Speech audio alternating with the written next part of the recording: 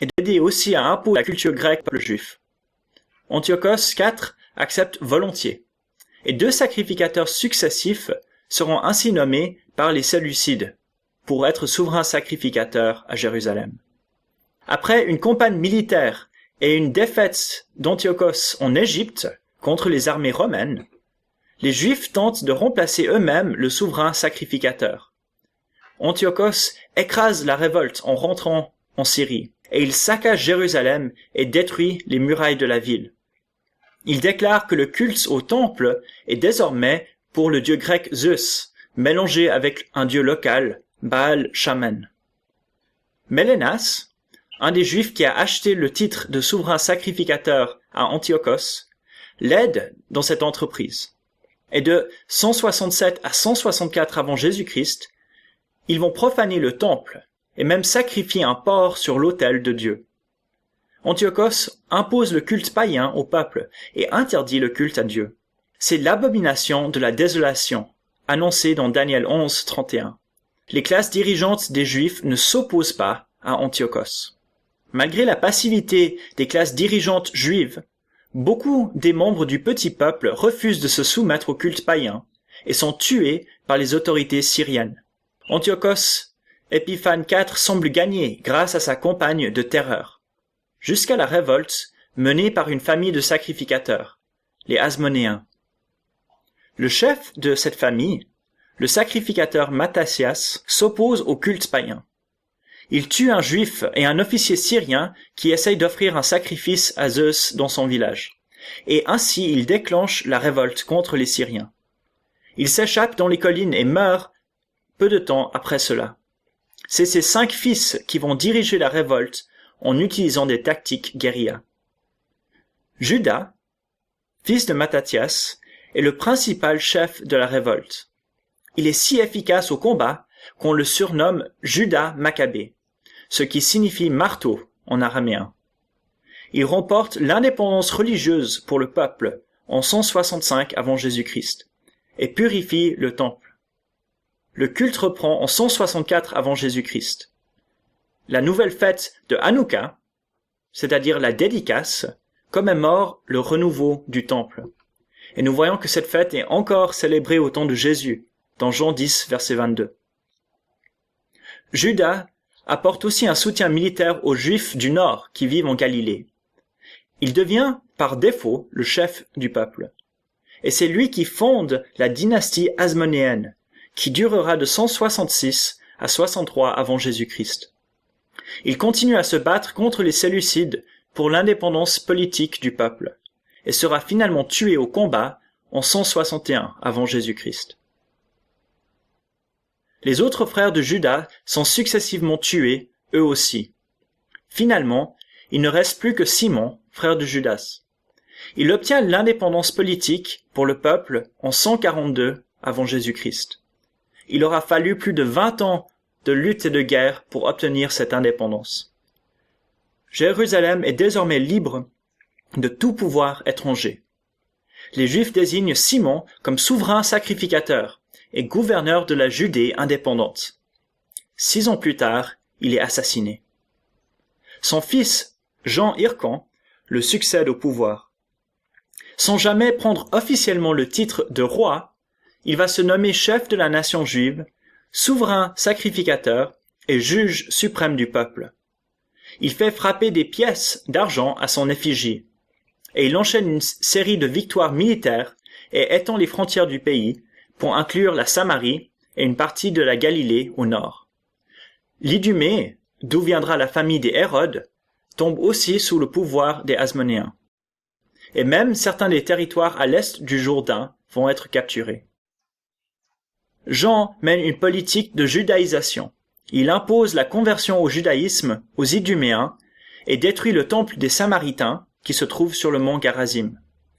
En même temps, il adopte beaucoup de la culture grecque dans sa propre famille et il importe la culture et la langue grecque à Jérusalem. Un groupe de juifs traditionnalistes qui veulent défendre la pureté du judaïsme authentique s'oppose à ces pratiques de syncrétisme et d'hellénisation. Ce sont les pharisiens. Le prochain grand roi hasmonéen est Alexandre Janet. Il est puissant militairement, mais aussi un tyran. Et il continue à judaïser les territoires païens conquis, tout en important la culture grecque à Jérusalem. Les pharisiens s'opposent fermement à lui aussi, et seront persécutés par Alexandre. Alexandra, la femme d'Alexandre Janet, le succède après sa mort, et elle va suivre les conseils des pharisiens. Elle est la dernière dirigeante hasmonéenne d'un peuple unifié. Une guerre civile éclatera sous ses fils qui précipitera l'intervention puis l'occupation romaine de la Judée en 63 avant Jésus-Christ. Malgré leur lutte pour la liberté du peuple, le bilan du règne des Hasmonéens est plutôt négatif. Ils n'étaient ni des souverains sacrificateurs légitimes, ni des rois légitimes. Ils ne répondaient pas aux promesses messianiques de l'Ancien Testament. Ils n'étaient pas des descendants de David. Et quoi qu'ils aient sauvé le culte de Dieu des rois grecs, les pharisiens sont obligés ensuite de sauver le culte des Hasmonéens. Les premiers Hasmonéens ont gagné l'indépendance pour le peuple, mais leurs successeurs étaient cruels, intrigants, tyranniques, et ont finalement livré le peuple aux Romains. Ce siècle d'indépendance déçoit donc le peuple, qui attend toujours, d'une autre source, le règne de Dieu authentique. Nous voyons donc que sous Alexandre le Grand, ses successeurs et même sous les Hasmonéens, l'influence grecque grandit en Judée et dans le reste du monde antique, et que même le judaïsme palestinien va devenir partiellement hellénisé. D'ailleurs, ce seront des Juifs de Jérusalem qui vont traduire l'Ancien Testament en grec.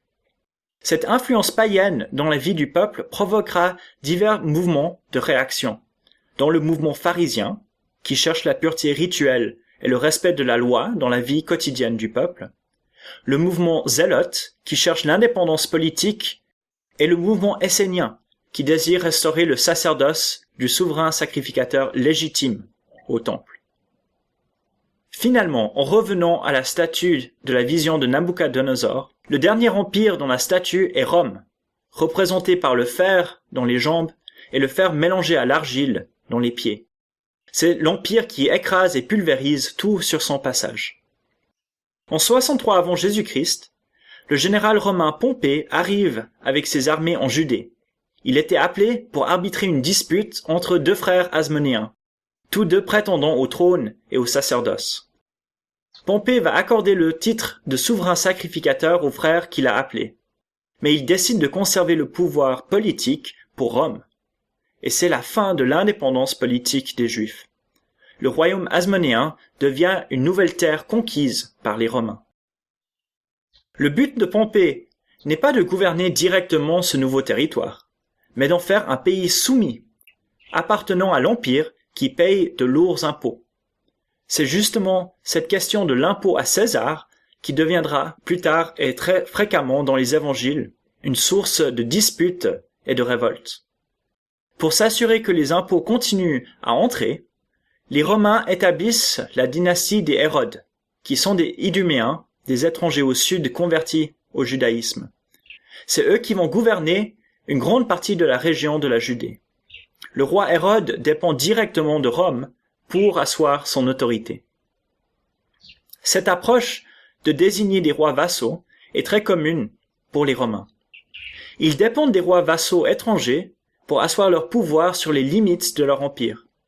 C'est préférable pour eux que de former de nouvelles provinces dans ces endroits, car les rois vassaux assurent eux-mêmes la défense des frontières de l'empire et lèvent les impôts pour Rome à leur place.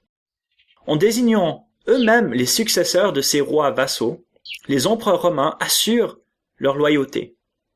Cette approche, quoique économique, fragmente l'empire et rend Rome dépendante des rois vassaux étrangers.